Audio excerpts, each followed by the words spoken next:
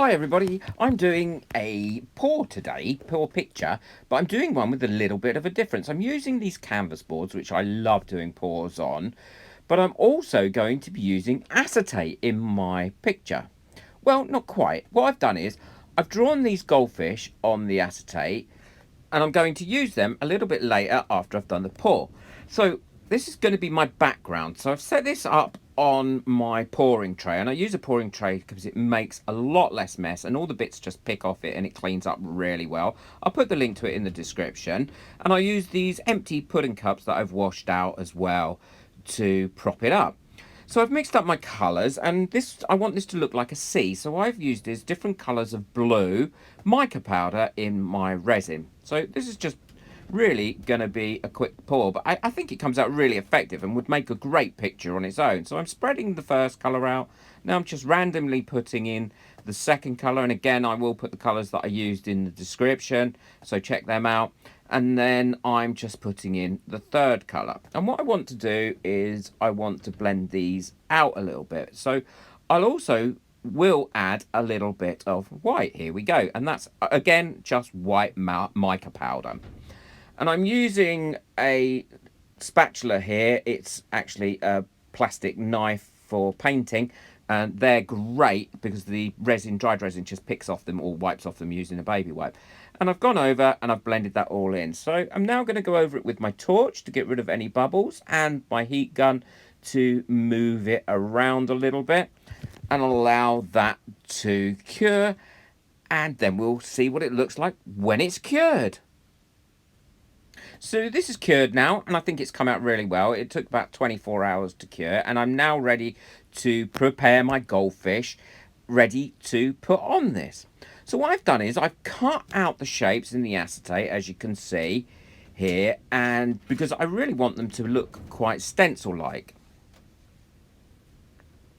So this next bit is really speeded up quite a lot, and this actually doesn't take too long. I'm using gold here, and now this one I'm using a different colour gold, and I'm using a blunt tipped needle that comes with my syringes to help me push this around to the very edges of the acetate. And I'm working on my Lazy Susan because it allows me to turn it around as and when I want to move it around.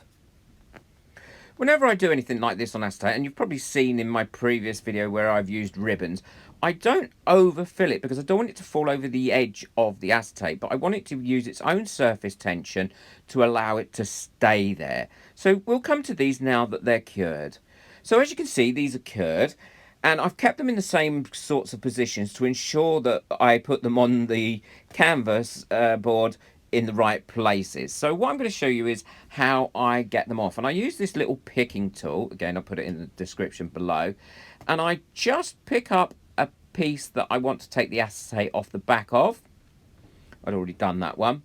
So this one here, I just use the tool to get underneath the resin and the acetate, move it out a little bit so it can be easily peeled off, and then I peel off the acetate, and it comes off ever so easy. I don't use any release spray or anything like that to get it done.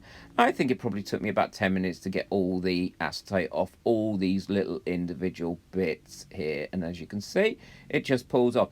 Now if you find that because your resin is so thin and it's a warm day, then what you can do is I actually put these on a sheet, I left them on this blue silicone mat that I've got, and popped them in the freezer for about 10 minutes. They firmed right up.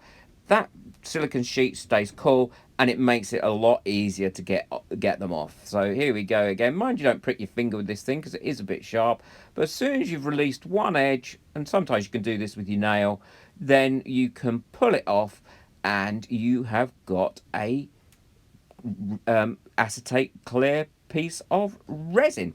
So what we're going to do now is we're going to pop these straight onto the complete pour. And the great thing about putting resin onto resin like this is it sticks down really well. So these are them all completed, and you don't need to have to use any glue to do it with, which is great. I will make sure here that there's no bits or pieces on this board because I don't want to affect the final picture. And I'm just placing these wherever I want them. Again, I have speeded this up. It didn't take long. And I want a gap in between each one to ensure that I get the full effect.